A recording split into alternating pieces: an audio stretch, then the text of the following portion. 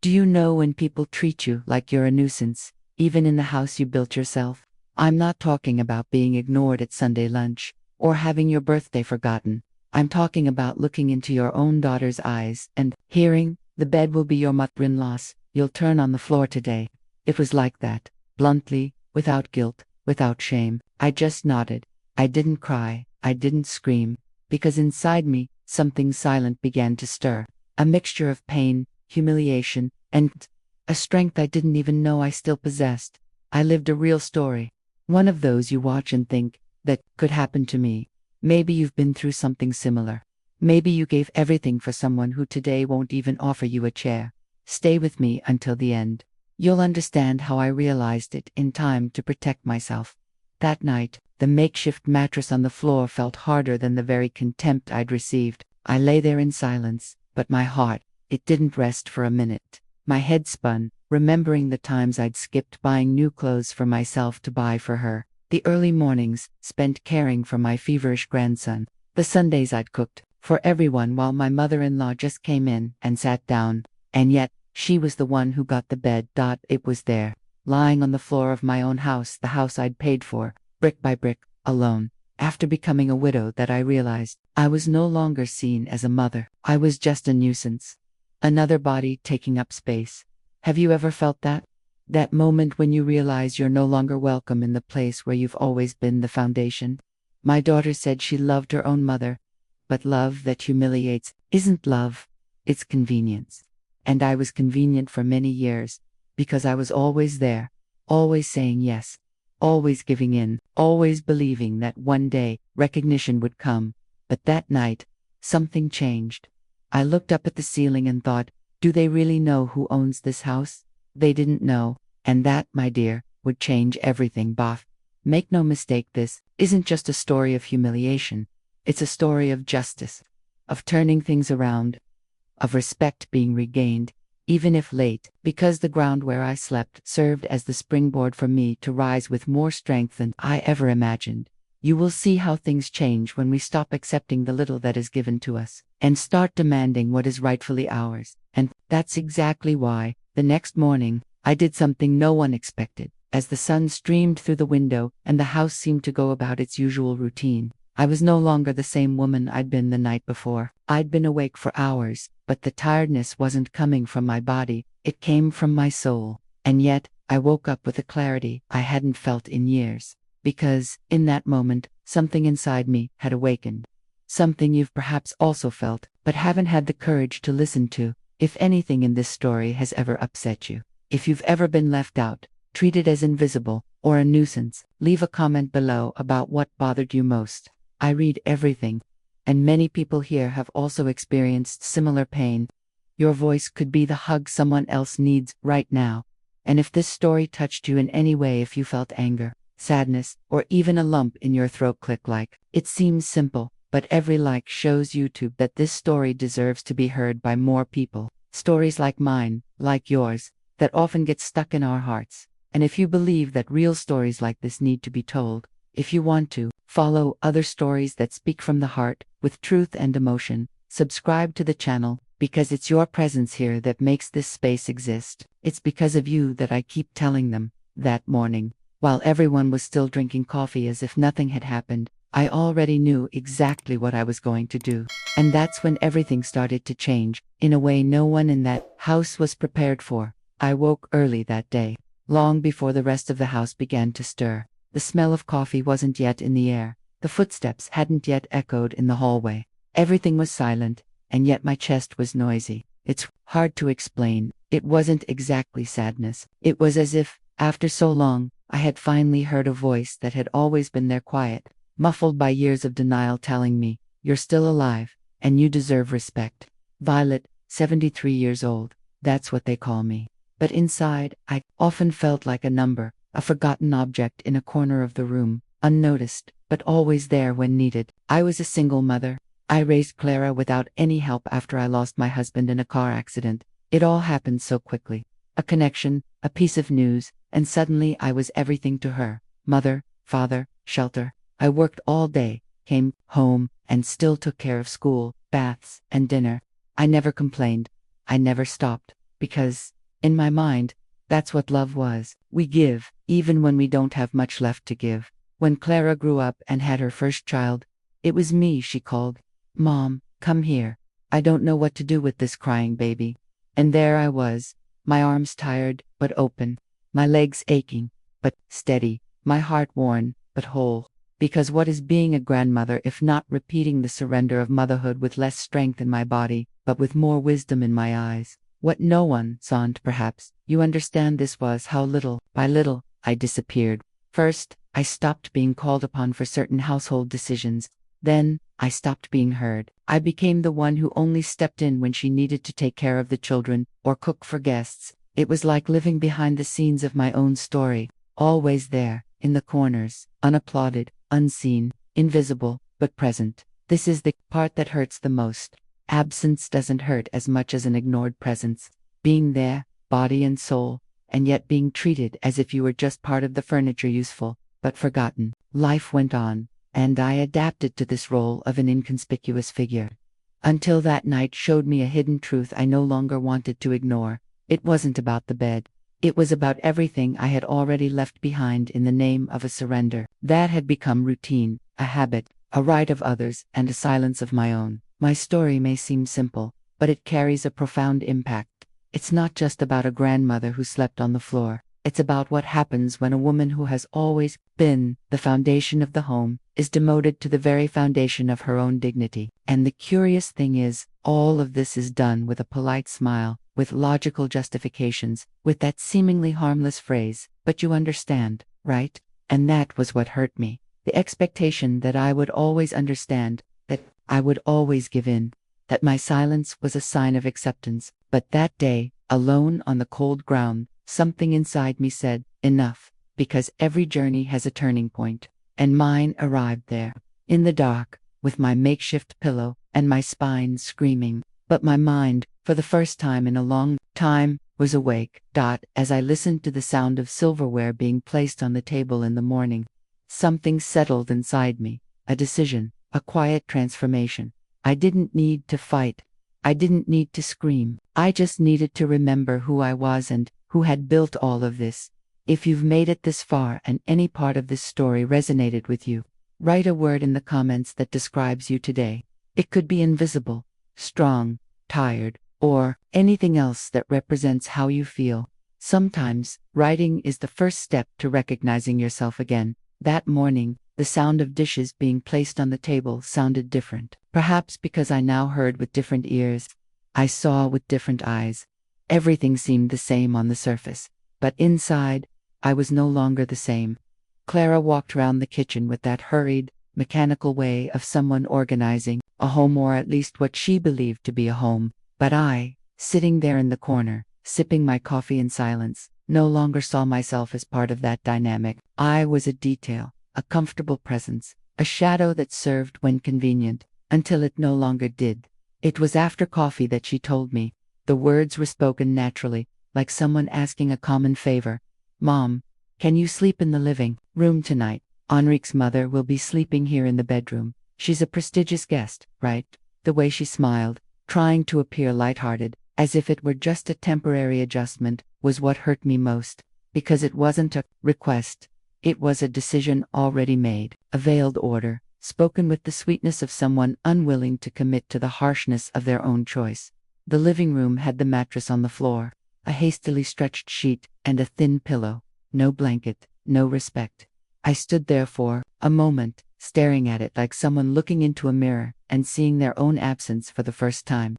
So many years living for her, and now I had to make do on the floor, because my mother-in-law was more important, even if only for one night. The scene had a weight that transcended the issue of physical space. This wasn't about sleeping on the rug. It was about being put down, about the value assigned to me, about my rightful place in that house, the floor. Have you ever experienced something like this? Not necessarily being pushed into a corner, but being emotionally demeaned, being treated as someone lesser, invisible, easily replaceable. Sometimes it happens with sweet words, logical justifications, a calm tone of voice, but the impact is the same as a scream of contempt, because there are silent betrayals that hurt more than fights. And that night was one of those silent wounds that burned inside. I sat on the mattress and stared at the ceiling. I couldn't sleep. My mind replayed everything I'd ever set aside, every choice I'd made in the name of family, every decision that had further undermined me. The hidden truth was one: that house I'd helped build was now pushing me out, not with aggression, but with an absence of love, with the kind of coldness you don't immediately notice, but that gradually freezes inside. The journey of a woman aging surrounded by her own family can be cruel when affection gives way to convenience, and the most perverse thing is that it disguises itself as care. They say, "You're fine there, aren't you?" Or, "It's just for today." But inside, the message is clear: you're no longer a priority. I silently accepted it that night, but not because I agreed. It was a strategic silence, of someone observing, of someone feeling, of someone planning. There was a revelation about to happen, a transformation that could no longer be ignored. The pain pushed me toward a new kind of awareness, that rare moment when the mind breaks free from the routine of humiliation. And it was on this ground, ironically, that I began to rise again, not physically, but internally. I was no longer just the mother, the grandmother, the woman who cooks and cares for the children. I was a woman who needed to remind herself and others that she still existed, that she still had a voice, and, more than that, that she still had rights. That night remains etched in my memory as a turning point, not because of the discomfort of the thin mattress, but because of the symbolic weight it carried. It was there that something inside me broke, but it was also there that something was born: a new mindset, a strength I thought I'd lost, and a decision that would completely change the course of that house. If you've made it this far and this story has touched something in you, write the word limit in the comments, because sometimes it's the limit that saves us. The dawn crept slowly on, as if time also respected the weight of what I was feeling. Lying on that thin mattress, my back aching and my heart even tighter, I couldn't close my eyes. My head was spinning like a whirlwind, but this time it wasn't confusion. It was clarity, a silent, cold, unerring clarity. I knew I had crossed an invisible line, one of those lines you don't even realize exists until someone steps hard on the other side. And it was there, without a single witness, that the decision was made, not with shouting, nor with anger, but with something even more powerful: certainty. I wasn't a rag. I wasn't a piece of furniture in the house, to be pushed around as needed. And, most importantly, I wasn't a favor someone allows themselves to do out of pity. I am the foundation. And a foundation, no matter how old or tired it may seem, still holds. And if you decide to leave the place, everything collapses. I began to consider the details with a calm that frightened me: the structure of that house, the bills I'd paid, the deed that, ironically, had never been updated. It was still in my name. They'd forgotten that. Or maybe they never knew. Maybe they were so accustomed to my discreet presence that they hadn't even imagined I still had any control. And that was exactly what gave me strength. What they saw as weakness was actually my advantage. It's funny how perception changes when we decide to stop accepting crumbs. The hidden truth is that, for years, I myself allowed that erasure. I accepted the silence, the oblivion, the veiled contempt, because I thought that was what love was. That being a mother meant accepting anything. That being a grandmother meant settling for little. But that night, my mindset shifted. I no longer wanted to be accepted out of obligation. I wanted to be recognized by right. This turning point didn't come with hatred. It came with clarity, a kind of transformation that only happens when pain becomes a breaking point. And at that point, I was no longer just a mother. I was a woman aware of her story, her strength, and her rights. A woman who didn't need to shout to be heard, because the decision had already been made. It would speak for me. From then on, I began planning. What seemed like a passive attitude was just the beginning of a silent but impactful reaction. The truth is, those who underestimate a tired woman forget that she's already survived a lot to get there. And this journey taught me that silence can be the most powerful strategy when you have conviction. The next morning, no one noticed. The routine continued. Clara spoke to me as if nothing had happened. She asked me for help with lunch. I said yes. I went to the market, bought the vegetables, and prepared everything as usual. But inside me, something was already different. It was like watching backstage at a play, knowing that soon the curtain would rise on a new scene. I didn't show it, but I was ready. because most twists and turns begin exactly like that, in silence. On the way back from the market, I passed a corner I hadn't visited in a while, an old office, with a discreet sign on the dark wooden door, Dr. Mauricio, Lai Consulting. I smiled. The name was familiar, an old friend of my late husband. He knew our story. He knew everything I went through to keep that house standing. And that day, I didn't walk in as a wronged mother. I walked in as a homeowner. Sometimes we don't need courage to turn things around. We need memory. Memory to remember everything we've built, what we've faced, what we've overcome. And it was with this vivid memory that I took the first step. A small step on the outside, but a giant one on the inside. Because now, the change was underway. If this part of the story touched you in any way, write the word "woke up" in the comments, because sometimes that's exactly what happens. We wake up, and we never go back to sleep the same way again. I entered that office as if carrying centuries on my shoulders, but with the firm gaze of someone who knew exactly what needed to be done. Dr. Mauricio greeted me with that same serene demeanor, the same as always. But when we sat down face to face, I realized that even he was surprised by my demeanor. Perhaps he expected me to be there because of some family dispute, just another mother trying to resolve a disagreement between her daughter and son. But as I calmly and in detail recounted what had happened that night, something changed in his gaze. He understood. It wasn't a rant. It was strategy. I opened my purse and pulled out a plastic envelope filled with old documents. It was the deed to the house, in my name, untouched. Since my husband was still alive, Clara had never been interested in it. She thought her mother's house was automatically hers, as if time alone were enough to transform a right into possession. But what? No, one knew, not her, not Enrique, not that prestigious mother-in-law, that house was the only thing I had on paper. Everything else I had given away without a receipt. My body, my time, my lap, the feverish nights, the lunches, my life. I also showed them the recordings of what was happening. I didn't make a fuss. I didn't raise my voice. I simply observed and captured. The phone, as simple as it was, had everything. Messages that revealed a veiled tone of contempt. Audio recordings that revealed the way they spoke about me when they thought I wasn't around. Small humiliations disguised as jokes. Gestures disguised as care. Unilateral decisions disguised as suggestions. I recorded conversations, photographed the spaces in the house where I was allocated, including that night on the floor. I looked tired, yes, but my lucidity was more alive than ever. Dr. Mauricio analyzed everything in silence. He jotted down a few things, but let me speak. And I did, not out of a need to vent, but because that was the moment to turn the tide of my own story. And when I finished, he said just one thing. Do you want justice or do you want peace? I looked him in the eye and replied, I want both, and I want them to come in the same delivery. That was how what I came to call my silent reconstruction began. Because, while Clara thought everything was the same, that her mother would remain, that passive figure, I had already begun a process that went far beyond legality. It was about reclaiming my own narrative. I wasn't going to forcibly remove anyone, nor shout to the world what was happening. I was going to act with the same determination that had helped me stand up alone so many years ago, with a child in my arms and an overdue electricity bill in my hand.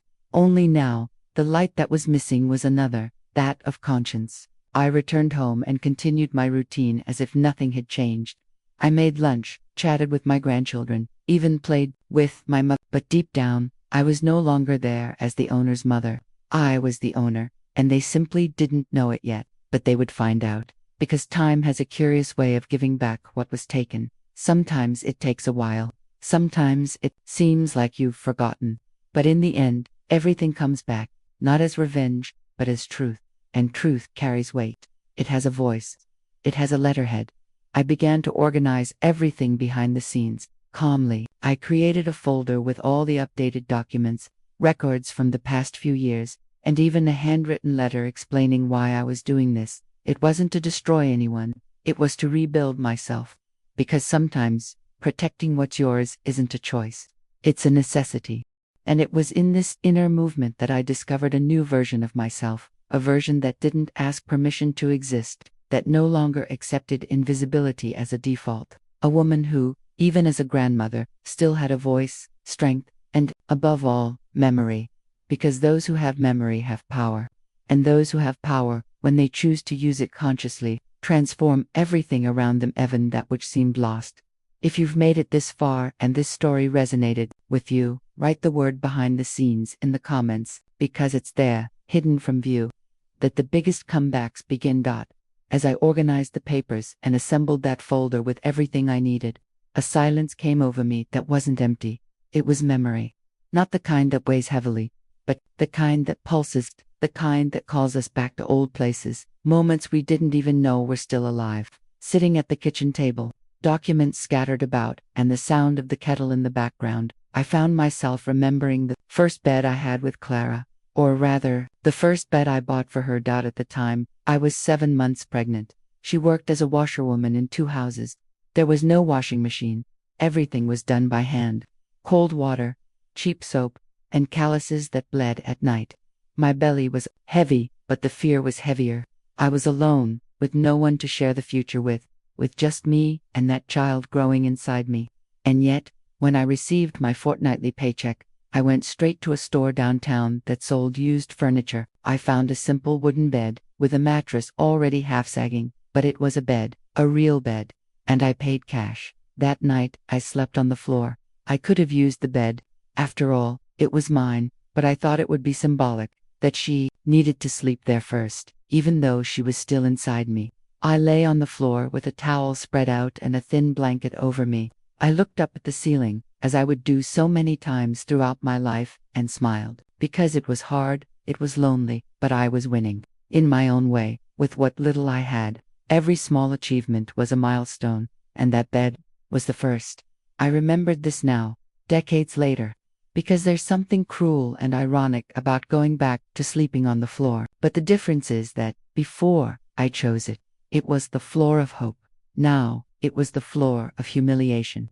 But this contrast didn't sadden me, it enlightened me.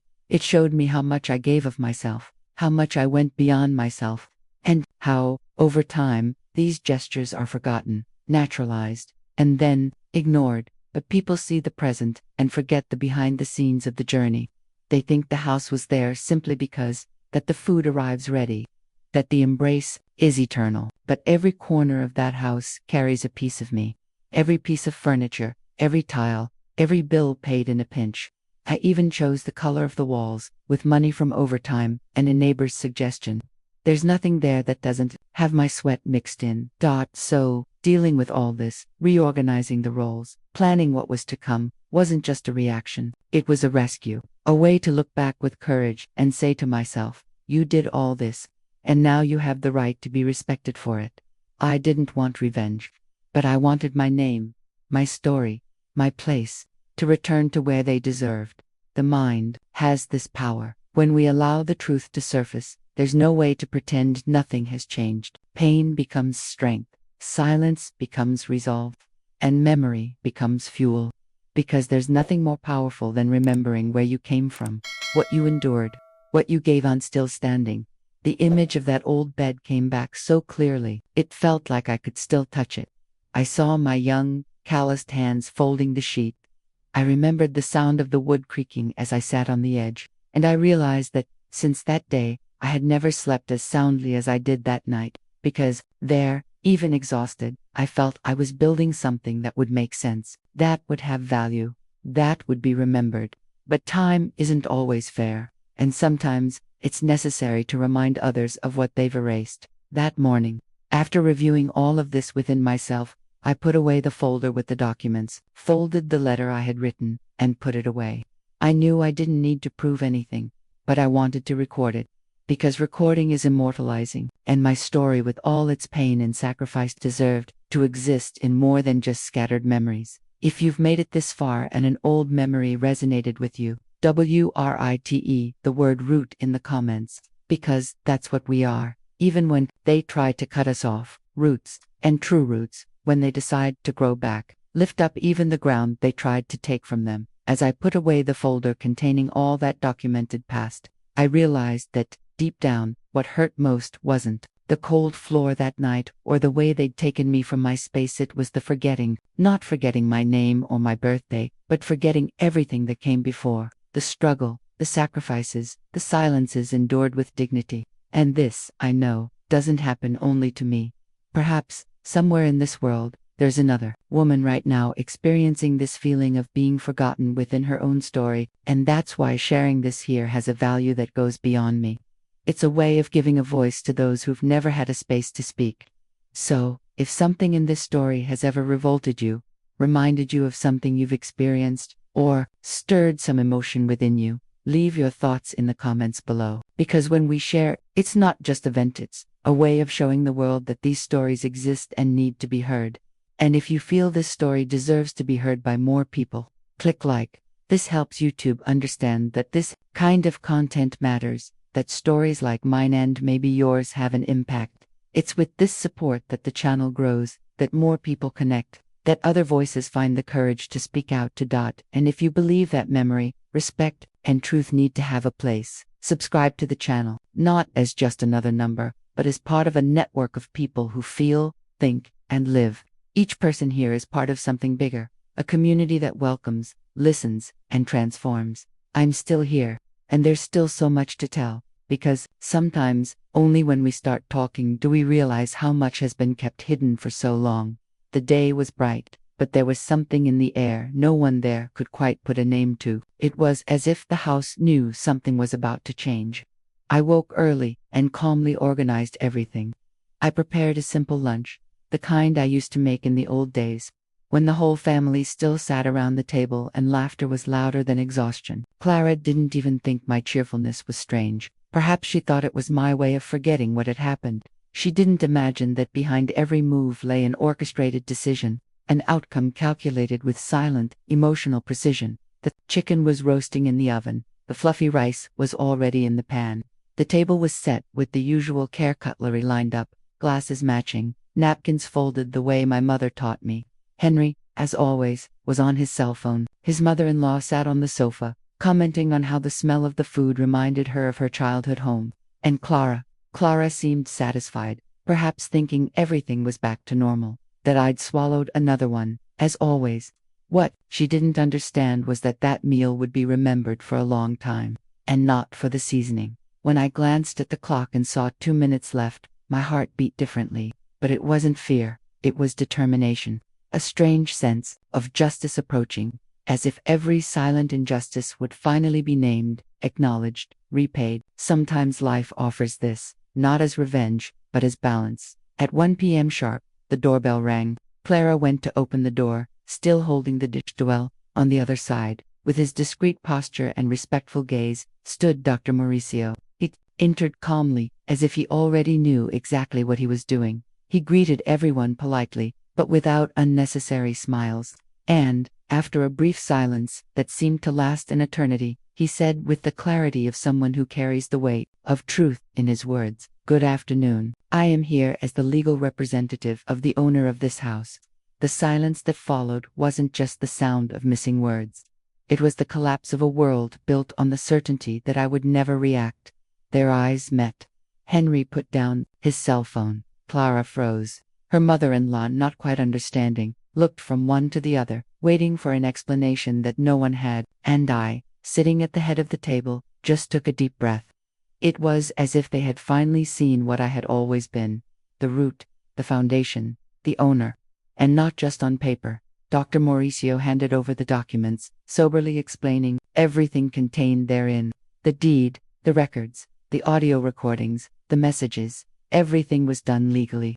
Everything was carefully recorded. I didn't need to shout. The truth was all there, written in the ink of my memory, and signed with the firmness that only pain can polish. There was no fight, there was no scandal. The impact was precisely the lack of reaction. It was as if everyone there was reliving all the moments they had belittled me, silenced me, pushed me into the corner of the room, and realizing that, behind every silence of mine, there was something waiting to rise up. Divine justice isn't a bolt from the blue. Sometimes it comes in the form of a meal, a signature, a presence that never ceased to exist, but now chooses to be seen. And in that moment, everyone saw it, and there was no unseeing it. Life has a subtle way of showing that time corrects what haste and carelessness distort. That day, my story returned to the center of the table, not as a main course, but as a legitimate presence. And this presence, however old it may be, still has a name, a document, and a history. If this scene resonated with you, write the word truth in the comments, because sometimes that's what changes everything when it finally decides to walk through the front door. When Dr. Mauricio finished speaking, the atmosphere remained suspended in the heaviest silence I'd ever felt in that house. It wasn't the natural silence between a question and an answer. It was a silence that screamed, a void that formed because no one there could deny what was being exposed. It was all real, legitimate, documented. Clara held the napkin in her lap as if it were a fragile shield, and her eyes seemed to search, somewhere on the tablecloth, for an explanation. Enrique didn't even move. His mother-in-law was the first to stand, with that discomfort that betrays someone who knows they're out of place. Even when they tried to hide it with gentle gestures, she discreetly gathered her belongings and didn't say a word. She just left. Maybe out of shame, maybe out of pride, or maybe out of that kind of intuition only older women have, of recognizing that, there, the one with the story to tell was someone else. The one with the right was someone else. The one who had always been right even in silence was me, and in that moment, it no longer mattered if they realized it too late. What mattered was that they had. Clara cried, but she didn't say a word. She didn't apologize. She didn't justify herself.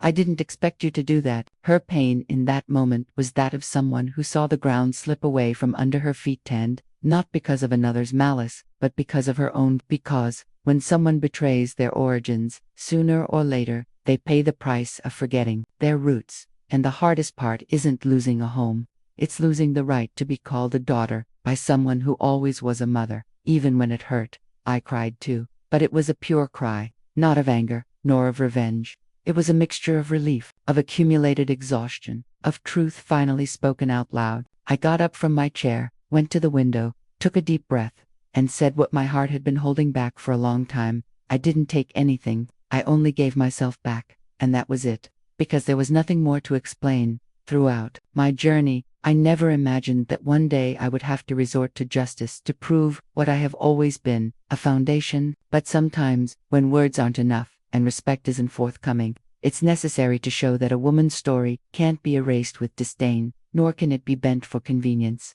Every decision I made in that process was based on something many despise today, memory. Because when a woman carries a vivid memory of the sacrifices she made, she becomes dangerous to those who relied on her passivity.